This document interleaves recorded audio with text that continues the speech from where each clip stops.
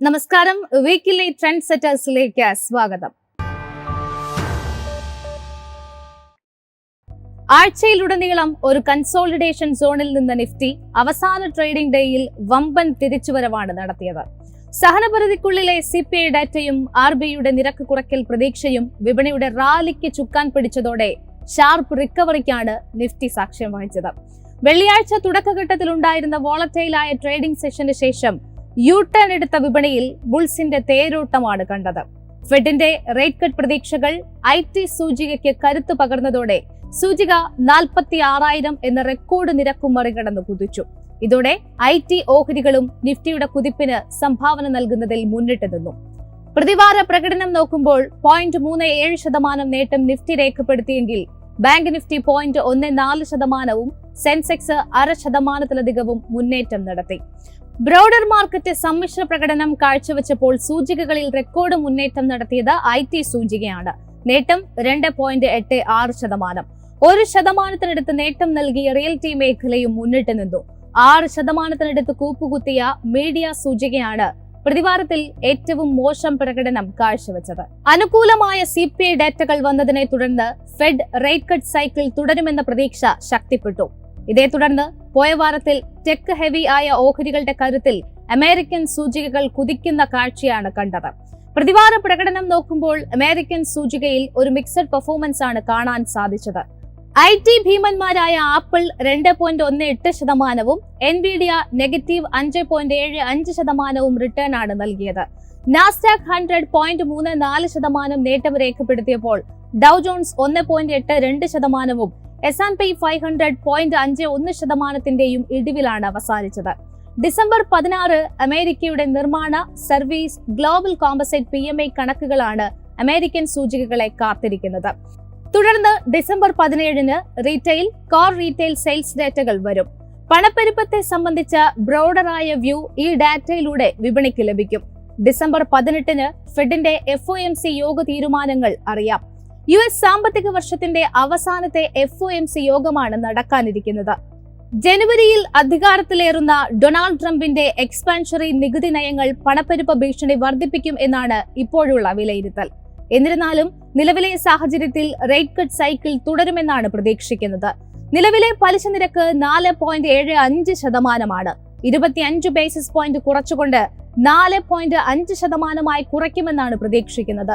തുടർന്ന് ഡിസംബർ 19 മൂന്നാം പാദത്തിലെ GDP അനുമാനങ്ങൾ അറിയാം. അന്ന് തന്നെ പതിവ് പോലെ ഇനീഷ്യൽ ജോബ്ലെസ് ക്ലെയിംസ് ഡാറ്റയും വരും. എക്സിസ്റ്റിംഗ് ഹോം സെയിൽസ് ഡാറ്റ കൂടി വരുന്നതോടെ റിയൽ എസ്റ്റേറ്റ് മേഖലയുടെ പ്രകടനം നിക്ഷേപകർക്ക് മനസ്സിലാക്കാം. തുടർന്ന് ഡിസംബർ 20 PCE, കോർ PCE ഡാറ്റയും എത്തും. ഫെഡ് പലിശ നിരക്ക് തീരുമാനിക്കുന്നതിൽ ഏറ്റവും കൂടുതൽ ആശ്രയിക്കുന്ന ഡാറ്റ എന്ന നിലയിൽ ഈ ഡാറ്റകൾ വിപണി ഉറ്റുനോക്കും. പ്രത്യേകിച്ചും വോളറ്റൈൽ ഫാക്ടേഴ്സ് ഉൾപ്പെടുത്താത്ത കോർ PCE. നിലവിലെ കോർ PCE 2.8%. ഫെഡിന്റെ തീരുമാനങ്ങൾ എത്രത്തോളം ശരിയായിരുന്നു എന്ന് ഈ ഡാറ്റയിലൂടെ നിക്ഷേപകർക്ക് വിലയിരുത്താം. പ്രതീക്ഷിച്ചതുപോലെ യൂറോപ്യൻ സെൻട്രൽ ബാങ്ക് പലിശ നിരക്ക് കുറച്ചെങ്കിലും പ്രതീക്ഷകൾക്ക് മങ്ങലേൽപ്പിച്ച ഡാറ്റകൾ യൂറോപ്യൻ വിപണികൾക്ക് തിരിച്ചടിയായി. പ്രതിവാര പ്രകടനം നോക്കുമ്പോൾ CAC 40 0.23%-ന്റെയും DAX 0.1%-ന്റെയും ഇടിവ് രേഖപ്പെടുത്തിയപ്പോൾ FTSE 100 0.1% ന്യൂട്രൽ ടോണിലാണ് വ്യാപാരം അവസാനിപ്പിച്ചത്. December 16 France, Britain, eurozone, Germany എന്നിവയുടെ നിർമ്മാണ, സർവീസ് മേഖലകളുടെ PMI കണക്കുകളും ഒപ്പം ബ്രിട്ടൻ, യൂറോസോൺ എന്നിവയുടെ കോമ്പസൈറ്റ് PMI കണക്കുകളുമായിരിക്കും യൂറോപ്യൻ സൂചികകളുടെ ശ്രദ്ധ ആകർഷിക്കുക.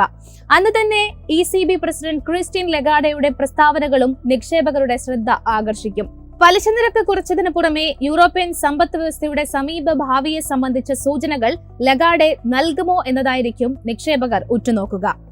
ഡിസംബർ 17 വരുന്ന ബ്രിട്ടന്റെ തൊഴിലില്ലായ്മ കണക്കുകളാണ് യൂറോപ്യൻ വിപണിയുടെ ശ്രദ്ധ ആകർഷിക്കുക.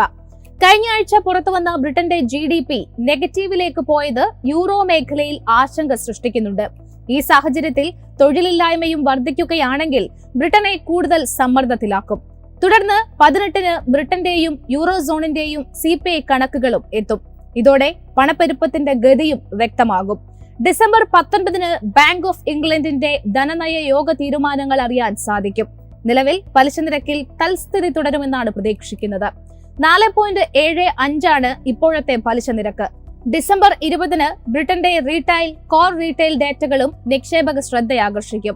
അന്ന് തന്നെ വരുന്ന ജർമ്മനിയുടെ PPI കണക്കുകളും വിപണി ഉറ്റുനോക്കും. 14 വർഷത്തിന് ശേഷം ഈസിയിങ് നടപടികളിലേക്ക് കടക്കുമെന്നും കൺസ്യൂമർ ഡിമാൻഡ് വർദ്ധിപ്പിക്കാൻ ആവശ്യമായ ഉത്തേജന പാക്കേജ് പ്രഖ്യാപിക്കുമെന്ന ചൈനയുടെ പോളിറ്റ് ബ്യൂറോ യോഗ തീരുമാനങ്ങൾ ആഴ്ചയുടെ ആദ്യം ചൈനീസ് വിപണികളെ ഉത്തേജിപ്പിച്ചെങ്കിലും വാരാന്ത്യത്തിൽ ആ നേട്ടം നിലനിർത്താൻ സൂചികകൾക്ക് സാധിച്ചില്ല. അതേസമയം ജാപ്പനീസ് വിപണി ഭേദപ്പെട്ട പ്രകടനമാണ് കാഴ്ചവെച്ചത്. ഷാങ്ഹായ് കോമ്പസിറ്റ് സൂചിക 0.36% ഇടിവ് രേഖപ്പെടുത്തിയപ്പോൾ നിക്കേ 225 0.43% നേട്ടവും രേഖപ്പെടുത്തി. ഡിസംബർ 15 വന്ന ജപ്പാന്റെ സർവീസ് PMI, ചൈനയുടെ വ്യാവസായിക ഉൽപാദന ഡാറ്റയും തൊഴിലില്ലായ്മ ഡാറ്റയോടുള്ള പ്രതികരണവുമായിരിക്കും തിങ്കളാഴ്ച ഏഷ്യൻ വിപണികളിൽ കാണാൻ സാധിക്കുക. തുടർന്ന് ഡിസംബർ 18 ബാങ്ക് ഓഫ് ജപ്പാന്റെ ധനനയ യോഗ തീരുമാനങ്ങൾ എത്തുന്നത്. അൾട്രാ ലൂസ് ധനനയത്തിൽ നിന്നും വ്യതിചലിച്ചുകൊണ്ട് പലിശ നിരക്ക് ഉയർത്തുമെന്നാണ് പ്രതീക്ഷിക്കുന്നത്. 0.5% പലിശ നിരക്ക് ഉയർത്തുമെന്നാണ് പ്രതീക്ഷ. തുടർന്ന് ഡിസംബർ 19 പീപ്പിൾസ് ബാങ്ക് ഓഫ് ചൈനയുടെ ലോൺ പ്രൈം റേറ്റ് സംബന്ധിച്ച തീരുമാനങ്ങളും അറിയാം. ഒപ്പം അന്ന് തന്നെ വരുന്ന ജപ്പാന്റെ CPI കണക്കുകളും ഏഷ്യൻ സൂചികകളിൽ ചലനം സൃഷ്ടിക്കാം. കമോഡിറ്റി മാർക്കറ്റിൽ ആഴ്ചയിലെ 4 സെഷനുകളിലും നേട്ടമാണ് കാണാനായത്. ബ്രന്റ് ക്രൂഡ് വാരാന്ത്യത്തിൽ 4.48% നേട്ടത്തോടെ ബാരലിന് $73.95 വ്യാപാരം അവസാനിപ്പിച്ചത്. സമാനമായി WTI ക്രൂഡ് പ്രതിവാരാടിസ്ഥാനത്തിൽ 5.5% ഉയർന്ന് ബാരലിന് $70.44 എന്ന നിലയിലുമാണ് വ്യാപാരം അവസാനിപ്പിച്ചത്. 2026 ഡിസംബറിന് ശേഷം മാത്രമേ ഉൽപാദനം വർദ്ധിപ്പിക്കുന്നത് പരിഗണിക്കൂ എന്ന ഒപെക്കിന്റെ തീരുമാനമാണ് നേട്ടത്തിന് പിന്നിൽ. ടെക്നിക്കൽ സൈഡിൽ ബ്രന്റ് ക്രൂഡിന്റെ ആദ്യ സപ്പോർട്ട് $68.89 തുടർന്ന് $68.73 അപ്സൈഡിലേക്ക് വരുമ്പോൾ $75.27 തുടർന്ന് $76.43 റെസിസ്റ്റൻസ് ആയി കണക്കാക്കാം. WTI ക്രൂഡിനെ സംബന്ധിച്ച് 100-day SMA ലെവലായ $71.12 തുടർന്ന് $71.46 ആദ്യ മേജർ റെസിസ്റ്റൻസ്. ഈ ഒരു റെസിസ്റ്റൻസ് ബ്രേക്ക് ചെയ്താൽ പിവറ്റ് പോയിന്റ് ലെവലായ $75.27 റെസിസ്റ്റൻസ് ആയി പരിഗണിക്കാം. സപ്പോർട്ട് ലെവലായ $67.12 കണക്കാക്കാം. തുടർന്ന് $64.75 2023 ഏറ്റവും താഴ്ന്ന നിലയായ $64.38 വരെയും പോയേക്കാം. അനുമാനങ്ങൾക്കനുസൃതമായ US CPI ഡാറ്റയും മിഡിൽ ഈസ്റ്റിലെ അനിശ്ചിതത്വവും സ്വർണ്ണവിലയിൽ മുന്നേറ്റം ഉണ്ടാക്കിയെങ്കിലും ആ നേട്ടം നിലനിർത്താൻ സാധിച്ചില്ല. പ്രതിവാര പ്രകടനത്തിൽ 0.56% നേട്ടത്തോടെ ട്രോയ് ഔൺസിന് $2647.38 എന്ന നിലയിലാണ് സ്വർണം വ്യാപാരം അവസാനിപ്പിച്ചത്. വരുന്ന സെഷനുകളിൽ 2660, 2665 റേഞ്ചിൽ റെസിസ്റ്റൻസ് പരിഗണിക്കാം. തുടർന്ന് സൈക്കോളജിക്കൽ ലെവലായ $2700, $2730 റെസിസ്റ്റൻസ് ആയി ആക്ട് ചെയ്യും. 2630 എന്ന ലെവൽ ആദ്യ സപ്പോർട്ട് കണക്കാക്കാം. ഈ ലെവൽ ബ്രേക്ക് ചെയ്താൽ $2610 സപ്പോർട്ട് പ്രതീക്ഷിക്കാം. കരുത്താർജിക്കുന്ന ഡോളറും വിദേശ നിക്ഷേപകരുടെ പണം പിൻവലിക്കലും രൂപയ്ക്ക് വെല്ലുവിളി ഉയർത്തിയതോടെ എക്കാലത്തെയും താഴ്ന്ന ലെവലായ 84.88 രൂപയിലെത്തി.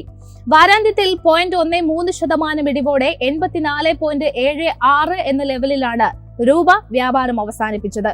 84.88 രൂപയിലാണ് വരുമാഴ്ചയിൽ രൂപയുടെ ഇമ്മീഡിയറ്റ് സപ്പോർട്ട് ഉള്ളത്. തുടർന്ന് 85.1 എന്ന ലെവലും സപ്പോർട്ടായി കണക്കാക്കാം. മറുവശത്ത് 9-day EMA ആയ 84.73 രൂപയിൽ ആദ്യ റെസിസ്റ്റൻസ് പരിഗണിക്കാം. ഇത് മറികടന്നാൽ സൈക്കോളജിക്കൽ ലെവലായ 84.7 രൂപയിലും റെസിസ്റ്റൻസ് പ്രതീക്ഷിക്കാം. പോയ വാരത്തിൽ FIAയുടെ ഭാഗത്തു നിന്നും നെറ്റ് സെല്ലിംഗ് ആണ് ഉണ്ടായത്. വിദേശ നിക്ഷേപകർ 226.7 കോടിയുടെ അറ്റ വിൽപ്പന നടത്തിയപ്പോൾ DIIകൾ 2880.2 കോടിയുടെ നിക്ഷേപവും നടത്തി. പോയ വാരം ഇന്ത്യൻ മാക്രോ തലത്തിൽ CPI ഡാറ്റയായിരുന്നു നിർണായകമായത്. ഒക്ടോബറിൽ RBIയുടെ 6% സഹനപരിധി കടന്ന റീറ്റെയിൽ പണപ്പെരുപ്പം നവംബറിൽ 5.48% കുറഞ്ഞു. ഉൽപാദനം ഉയർന്നത് പച്ചക്കറി വിലയെ മോഡറേറ്റ് ആയി തുടരാൻ സഹായിച്ചതായിരുന്നു റീറ്റെയിൽ പണപ്പെരുപ്പം കുറയാൻ കാരണമായത്. 6 വർഷത്തെ കാലാവധി പൂർത്തിയാക്കി ഡിസംബർ 10 RBI ഗവർണർ സ്ഥാനത്ത് നിന്നും ശക്തികാന്ത ദാസ് പടിയിറങ്ങുമ്പോൾ പകരക്കാരനായി എത്തിയ സഞ്ജയ് മൽഹോത്രയുടെ ആദ്യ അജണ്ടകളിൽ നിരക്ക് കുറയ്ക്കൽ ഉണ്ടാകുമെന്നാണ് വിപണി പ്രതീക്ഷിക്കുന്നത്. അതുകൊണ്ട് തന്നെ ഫെബ്രുവരിയിലെ MPC യോഗ തീരുമാനങ്ങൾ അനുകൂലമാകുമെന്ന പ്രതീക്ഷയും കഴിഞ്ഞ വാരം വിപണിക്ക് തുണയായി. ഇന്ത്യയുടെ വ്യാവസായിക ഉൽപാദനമായിരുന്നു പോയ വാരത്തിലെത്തിയ മറ്റൊരു പ്രധാന ഡേറ്റ.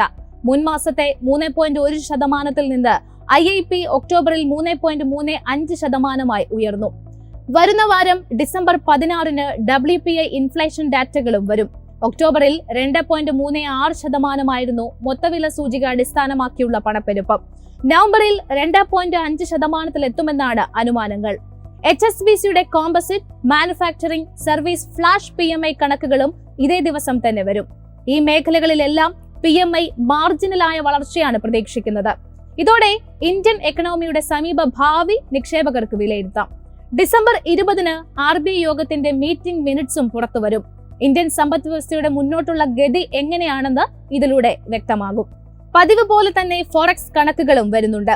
ഡിസംബർ 6-ന് അവസാനിച്ച വാരത്തിൽ ഇന്ത്യയുടെ വിദേശ നാണ്യ കരുതൽ ശേഖരം $3.23 ബില്യൺ കുറഞ്ഞ് 5 മാസത്തെ ഏറ്റവും താഴ്ന്ന നിലയായ $654.85 ബില്യൺ എത്തി. പ്രൈമറി മാർക്കറ്റിൽ അടുത്തയാഴ്ച സബ്സ്ക്രിപ്ഷനുമായി എത്തുന്നത് മമത മെഷീനറി ലിമിറ്റഡ് ആണ്. 1979 ഏപ്രിലിൽ സ്ഥാപിതമായ company plastic bags, pouches, packaging, extrusions equipments എന്നിവ നിർമ്മിക്കുന്നതിലാണ് ഏർപ്പെട്ടിരിക്കുന്നത്. കമ്പനി IPO-യിലൂടെ സമാഹരിക്കാൻ ലക്ഷ്യമിടുന്നത് 179.39 കോടി രൂപയാണ്. ഡിസംബർ 19-ന് ആരംഭിക്കുന്ന കമ്പനിയുടെ IPO പ്രൈസ് ബാൻഡ് നിശ്ചയിച്ചിരിക്കുന്നത് 230 രൂപ മുതൽ 243 രൂപ വരെയാണ്. ഡിസംബർ 23-ന് IPO അവസാനിക്കുകയും തുടർന്ന് 27-ന് കമ്പനി ലിസ്റ്റ് ചെയ്യുകയും ചെയ്യും. അടുത്തയാഴ്ച ലിസ്റ്റ് ചെയ്യുന്ന മറ്റൊരു IPO-യാണ് ട്രാൻസ്റെയിൽ ലൈറ്റിംഗ് ലിമിറ്റഡ്. 2008 ഫെബ്രുവരിയിൽ സ്ഥാപിതമായ കമ്പനി എഞ്ചിനീയറിംഗ് ആൻഡ് കൺസ്ട്രക്ഷൻ മേഖലയിൽ നിന്നാണ്. ഇന്റഗ്രേറ്റഡ് പവർ ട്രാൻസ്മിഷൻ ആൻഡ് ഡിസ്ട്രിബ്യൂഷനിലാണ് കമ്പനി പ്രധാനമായും ഫോക്കസ് ചെയ്തിട്ടുള്ളത്. IPO-യിലൂടെ കമ്പനി സമാഹരിക്കാൻ ലക്ഷ്യമിടുന്നത് 400 കോടി രൂപയാണ്. ഡിസംബർ 19-ന് ആരംഭിക്കുന്ന സബ്സ്ക്രിപ്ഷൻ ഡിസംബർ 23-ന് അവസാനിക്കുകയും തുടർന്ന് 27-ന് ലിസ്റ്റിംഗും നടക്കും. ടെക്നിക്കൽ സൈഡിലേക്ക് വരുമ്പോൾ വളരെ വോളറ്റൈലായ ട്രേഡിംഗ് സെഷനായിരുന്നു ഡെയിലി ബേസിസിൽ നിഫ്റ്റിയിൽ കാണാൻ സാധിച്ചത്. വെള്ളിയാഴ്ച മോർണിംഗ് സെഷനിൽ നിഫ്റ്റിയിൽ ഒരു സെൽ ഓഫ് ഉണ്ടായെങ്കിലും 0.89% നേട്ടത്തോടെയാണ് ക്ലോസ് ചെയ്തത്. അതേസമയം വീക്ക്ലി ബേസിസിൽ 0.37% നേരിയ നേട്ടത്തോടെയാണ് വ്യാപാരം അവസാനിപ്പിച്ചിരിക്കുന്നത്. നിഫ്റ്റി 24,700-ന് മുകളിൽ സസ്റ്റെയിൻ ചെയ്താൽ മാത്രമേ ഇനിയും ഒരു അപ്വേർഡ് മൂവ്മെന്റ് ഉണ്ടാകുകയുള്ളൂ എന്നാണ് വിദഗ്ധർ പറയുന്നത്. ഈ ലെവൽ സസ്റ്റെയിൻ ചെയ്യാൻ സാധിച്ചാൽ ലാസ്റ്റ് വീക്കിലെ ഹൈ ആയ 24,858 ആയിരിക്കും ആദ്യ റെസിസ്റ്റൻസ്. അതോടൊപ്പം ഡൗൺ സൈഡിൽ 24,500, 24,400 എന്ന റേഞ്ച് സപ്പോർട്ടായി പരിഗണിക്കാമെന്നും അവർ പറഞ്ഞു വെക്കുന്നു. മിറായ അസറ്റ് ഷെയർഖാനിലെ അനലിസ്റ്റ് ജതിൻ ഗേഡിയ പറയുന്നത് വരും ദിവസങ്ങളിൽ ഒരു പോസിറ്റീവ് ബ്രേക്ക് ഔട്ട് ഉണ്ടായേക്കാമെന്നും സൂചിക 24,124 എന്ന ലെവൽ ടച്ച് ചെയ്തേക്കാമെന്നുമാണ്. നിഫ്റ്റിയിലെ അണ്ടർലൈൻ ട്രെൻഡ് വളരെ ബുള്ളിഷ് ആണെന്നും സൂചിക ഷോർട്ട് ടേമിൽ നിലവിലെ ലെവലിൽ നിന്നും ഇനിയും ഔട്ട് പെർഫോം ചെയ്തേക്കാമെന്നുമാണ് SBI സെക്യൂരിറ്റീസിലെ അനലിസ്റ്റുമാർ പറയുന്നത്. അതുകൊണ്ട് 24,500, 24,450 എന്നിവ സപ്പോർട്ടായും അപ്പർ സൈഡിൽ 25,100 റെസിസ്റ്റൻസ് ആയേക്കാമെന്നും അവർ കൂട്ടിച്ചേർത്തു. ബാങ്ക് നിഫ്റ്റിയുടെ കേസിലും നിഫ്റ്റിക്ക് സമാനമായ മൂവ്മെന്റ് ആണ് സൂചികയിൽ ഉണ്ടായത്. ഷോർട്ട് ടേമിൽ ബാങ്ക് നിഫ്റ്റിയുടെ ട്രെൻഡ് ബുള്ളിഷ് ആണ്. അതുകൊണ്ട് 53,000, 52,800 എന്നീ ലെവലുകൾ സപ്പോർട്ടായും 54,000, 54,300 എന്നിവ റെസിസ്റ്റൻസ് ആയും കൺസിഡർ ചെയ്യാമെന്നാണ് കോട്ടക് സെക്യൂരിറ്റീസ് അനലിസ്റ്റായ അമോൽ അദ്വാലെ പറയുന്നത്. ആഴ്ചയിലെ അവസാന ദിനത്തിൽ ദലാൽ സ്ട്രീറ്റിൽ ഉണ്ടായ ബുൾസിന്റെ തിരിച്ചുവരവ് തുടരുകയാണെങ്കിൽ 25,000 എന്ന സൈക്കോളജിക്കൽ ലെവലിലേക്ക് നിഫ്റ്റി വീണ്ടും എത്തുമോ എന്നതാകും നിക്ഷേപകർ വരുന്ന വാരത്തിൽ ഉറ്റുനോക്കുക. മാർക്കറ്റിന്റെ കൂടുതൽ അപ്ഡേറ്റ്സും പ്രീ മാർക്കറ്റ് അനാലിസിസുമായി തിങ്കളാഴ്ച രാവിലെ 8:30 മാർക്കറ്റ് പ്ലസിൽ കാണാം. നന്ദി, നമസ്കാരം.